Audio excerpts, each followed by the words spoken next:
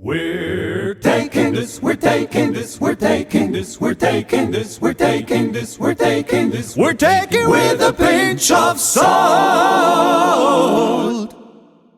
Dear colleagues, in today's ERA podcast, A Pinch of Salt, we'll discuss a very rock and roll subject, diabetic nephropathy. I'm George Kosmadakis and I'm presenting today's podcast. In this brainstorming session, we'll interrogate a leading authority in the field, Professor Enrique Morales, nephrologist from the University of Madrid, Spain. He has dedicated his career on the subject with over 200 publications. He is also the current chair of the ERA Diabetes Working Group. Enrique, it is an honor and a pleasure to have you with us today. Okay, thank you. Thank you very much, George, for inviting me.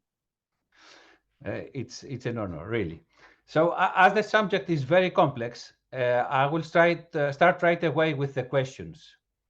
Okay. And the first question is,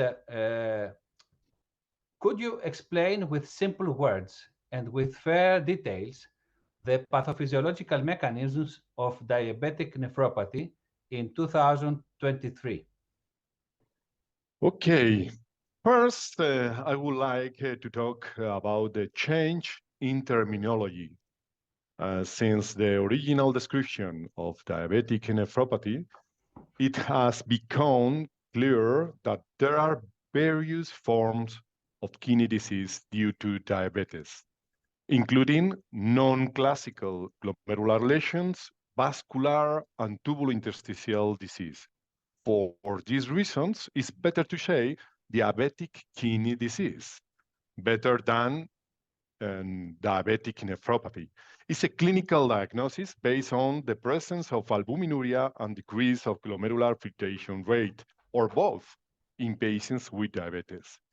As you know, diabetes is the leading cause of chronic kidney disease and an end-stage kidney disease in the United States and worldwide.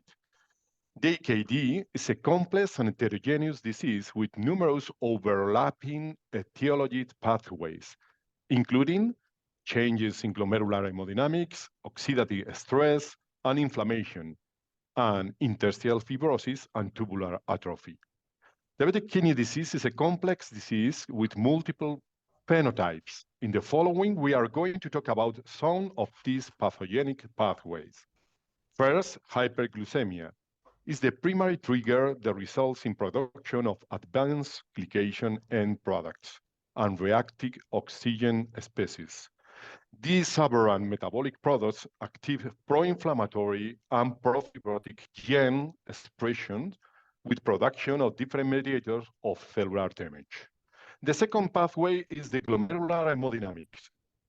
The diabetic environment activates the renin-angiotensin-aldosterone system and numerous other downstream mediators, kidney hypertrophy, increased renal plasma flow, and increased filtration fraction.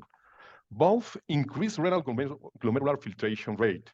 In summary, in diabetic kidney disease, overactivation of RAS occurs, leading to increased blood pressure and further renal damage.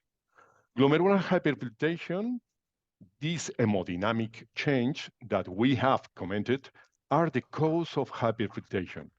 Different studies, animal and human models, have proved the association between glomerular hyperfiltration and worsening albuminuria. The other role is immunity and oxidative stress and inflammation have been recognized as contributor to the pathogenesis of DKD.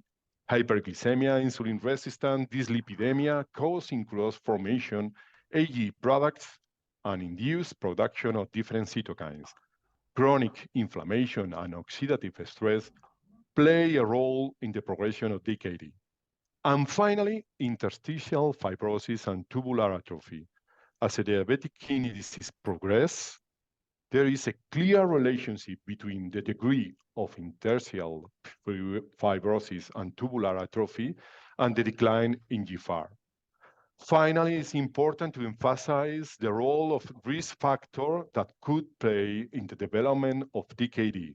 Some of these risk factors are age, ethnicity, sex, low socioeconomic status, obesity, smoking, genetic factors. I think So that this is my yeah, explanation. yeah.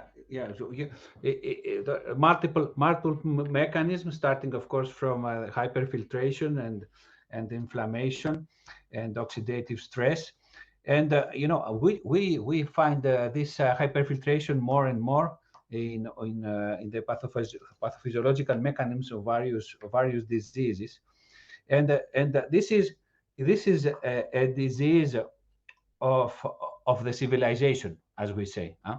and and I read somewhere that we are exactly the same people that we were about 20,000 years ago, and our organism is not prepared for this way of life that we have today, and it's a little bit crazy, but sometimes things that should be absolutely logical, like physical activity or paying attention to what you eat, and we name this lifestyle Yeah. modifications. I would say lifestyle correction. So we often talk about drugs and new categories, but if we look at any guideline on diabetic nephropathy, everybody is dedicating a large part in lifestyle modifications as a central part of the treatment strategy. And could you please explain us which are the main non-pharmacological or lifestyle therapeutic targets in the treatment of the disease? Apart from the diabetes control, what are the other non-pharmacological interventions? Yes, I think this is a very good question for the nephrologists and the nurse. They are dedicated to control the diabetes.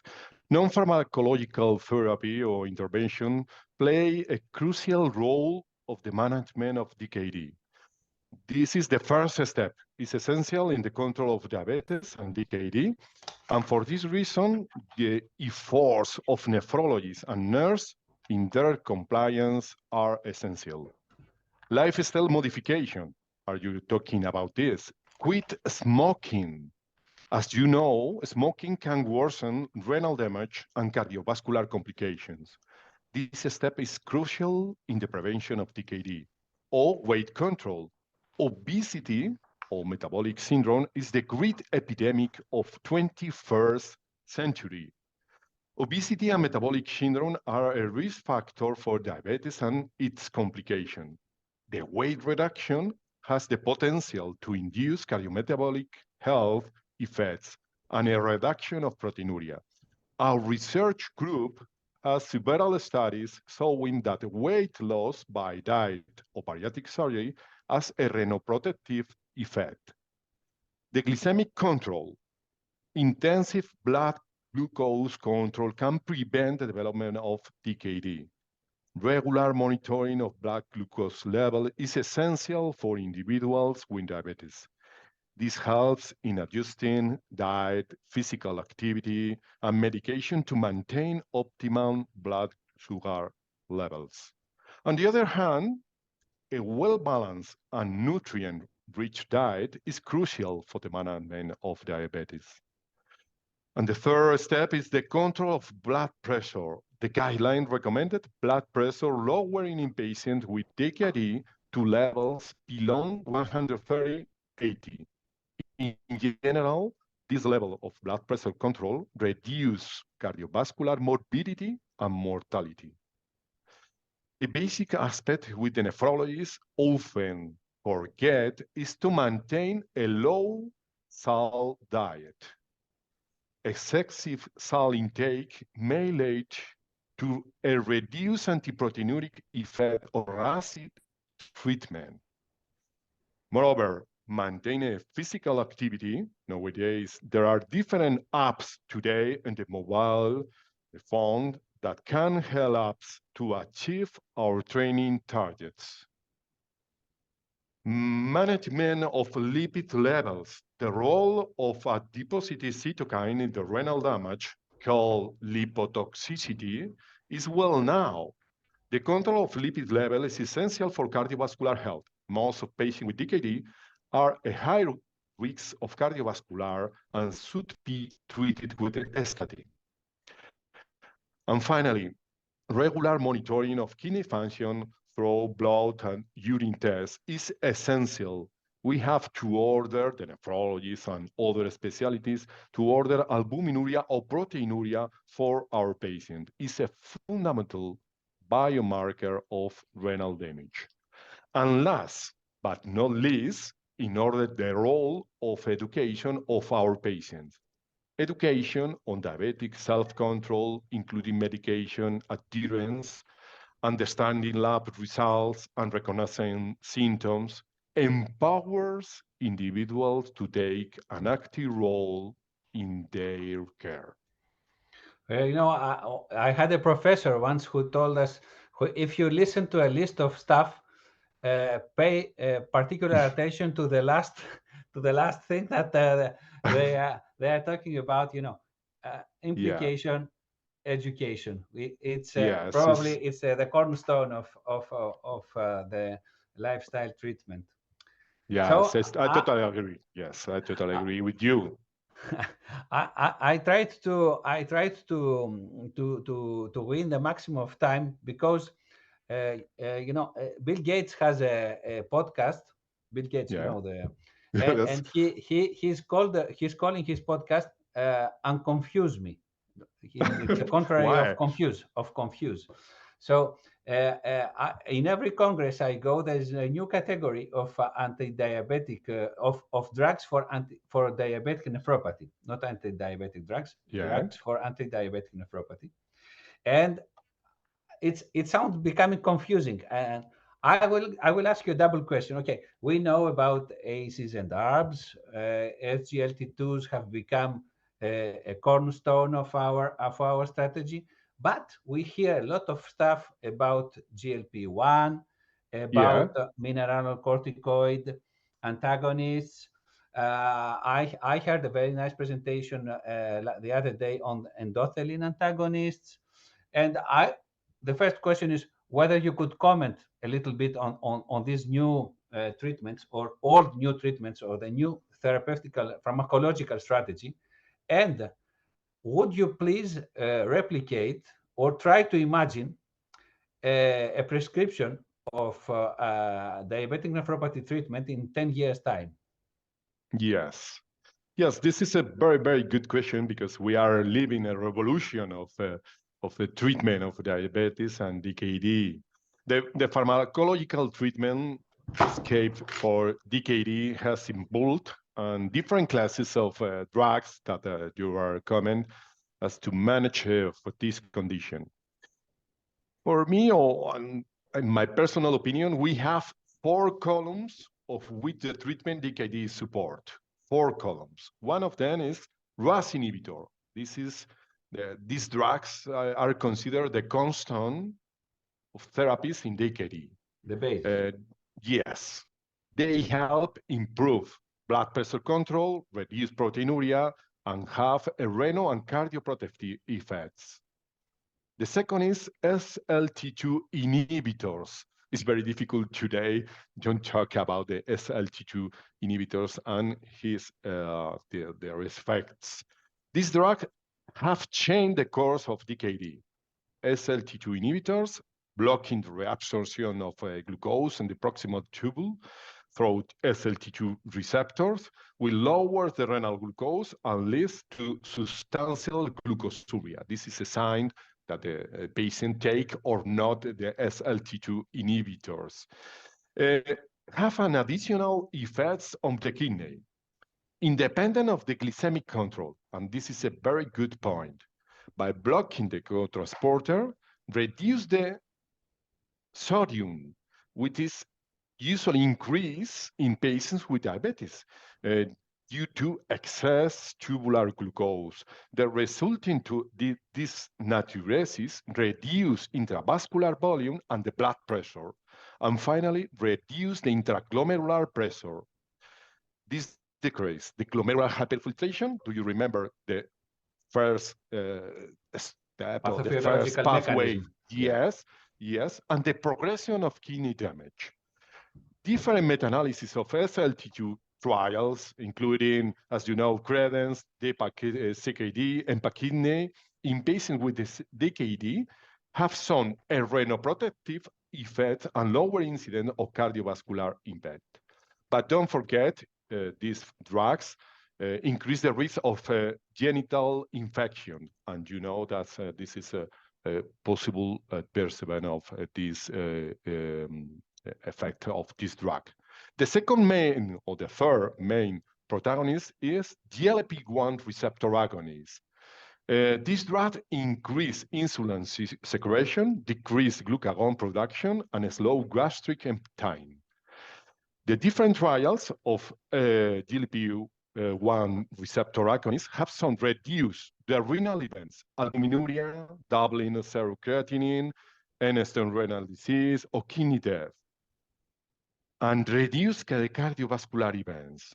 Therefore, if additional glucose lowering therapy is required, a patient with DKD, despite initial glucose lowering therapy and SLT2 inhibitors, we would prefer to start with GLP-1 receptor agonists.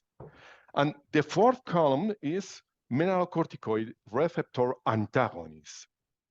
We have a lot of experience with these drugs, and the overactivation of aldosterone. Aldosterone is a hormone that produces adverse effects of the heart, of the kidney. Many different mineralocorticoid receptor antagonists have demonstrated a renoprotective and cardiovascular effects. For example, spironolactone reduce albuminuria in patients with PKD. The problem is produce hyperkaliemia in patients with reduced renal function. But now, recently, we have a new drug, finerenone.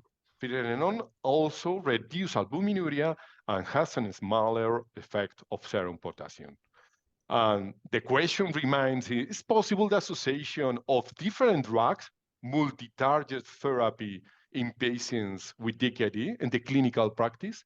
This is the question that the nephrologists need to answer in the new years and explain it's possible to combine SLT2 inhibitor, GLP-1, and antagonist of mineral receptor corticoids in the same patient, because it's possible to increase the effects of the beneficial effects in the same patient. And the new future drugs, for example, tirzepatide. Tirzepatide is a combination or double composition of gastric inhibitor polypeptide and GLP-1. This drug have shown in different trials to reduce the weight in 21% in people with obesity. These results of this study show that this drug can be an alternative of bariatric surgery in the future. It's possible the chemic bariatric in our patient. And as you know, that endothelin receptor antagonist is another possibility in the future, because they are the different trials of these drugs play a role on the blood pressure and improve the lipid profile. Therefore, this is a hopeful future and the treatment of DKD, in my personal opinion. Well, it's an extremely exciting period for the treatment of diabetic nephropathy, and we are very happy also to see that a lot of these drugs are overflowing in the non-diabetic diseases, because they have some generic central effects that protect renal function and cardiac function in the patients. So I think you answered to me to the second part of the question. How would be a prescription in 10 years time? You consider that there will be combinations of various drugs that have a synergic effect on the diabetic nephropathy. Yes, totally agree with you. But not only in diabetic kidney disease, in another pathologies, for example, I have a consultancy of lupus nephritis, and we are using different drugs to target to different molecules, interferon, or Pathways. Yeah. yes, yes, because it's possible in the same patient use different drugs and increase the beneficial effects in this patient. We are uh, we are leaving only one drug for only one patient, and now we are changing our mentality, and we need to use more drugs, combining these drugs, and obtain these beneficial effects of our Yeah. Yeah. patients, And and and change the evolution of these diseases is necessary. Yeah. that's wonderful. Yeah, and the diabetic nephropathy is the perfect case study for all the other diseases as well. Well, I think this was an excellent crash course on diabetic nephropathy Yeah. in 20 minutes time. So I will pass directly to our last questions that are much more personal. And Enrique, the question I would like to ask you is, if you were in a desert island, which is the book, luxury item, and two songs that you would take with you? Oof, this is very difficult question. Eh? The most difficult Okay. one. Yes, yes. I prefer diabetic kidney disease that this question. Okay, it's very difficult. This to know that there are very many songs that I like or I have a symbol in my life. No, but I choose two songs. One of Yeah. them is Bohemian Rhapsody by Queen. Okay. Bohemian Rhapsody is an extraordinary song, exuberant, operistic, a mixture of styles, categorical, excessive, mysterious, and unique song. It has six parts: an introduction, the beginning a cappella, a ballad section, and after piano of previous part, guitar solo, opera part, rock fragment, it's rock, ballad, heavy, opera, pop, progressive rock. It's incredible song. And this song, do you remember that was the number first or the number one in UK during 9 consecutive weeks?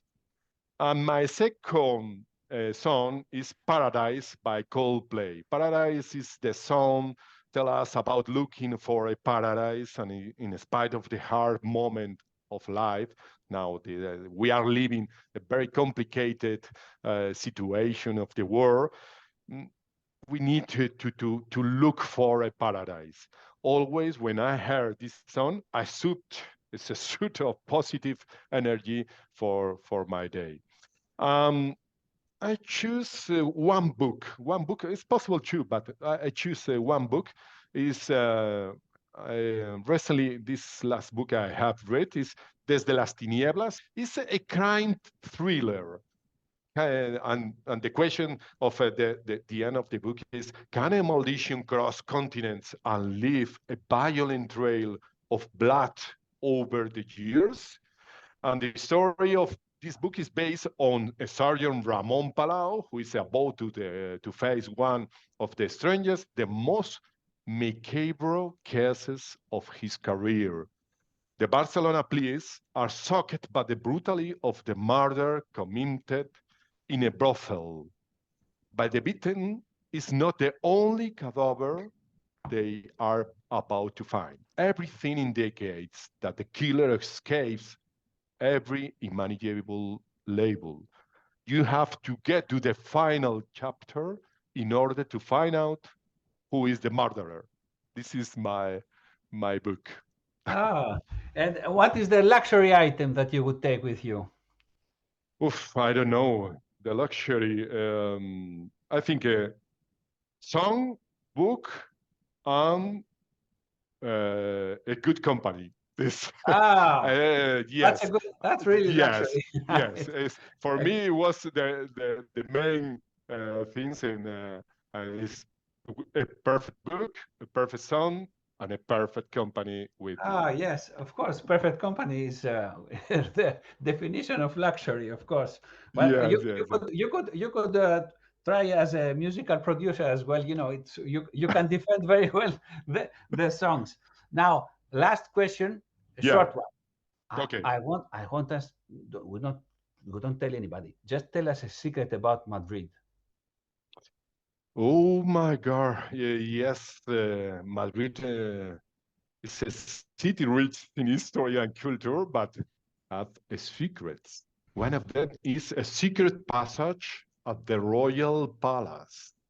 Oh, One fascinating aspect of the Royal Palace in Madrid is the existence of a hidden underground passage.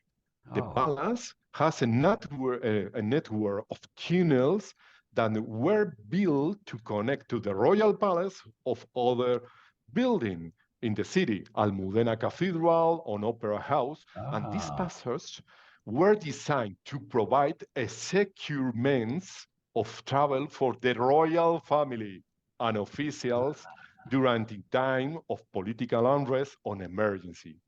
Unfortunately, these tunnels are not accessible to the public. I'm so sorry. oh. Oh, The secret I will not be able to sell it to anybody. So that yeah. was a wonderful discussion. It was a very passionate and complete description of diabetic nephropathy by Professor Enrique Morales, and I really enjoyed our discussion today. I think that everybody now has a very good basic notion of diabetic nephropathy. If they want, they can go further on, but we thank you very much for this wonderful discussion, and I wish you a very pleasant day. Thank you very much, Thank, Enrique.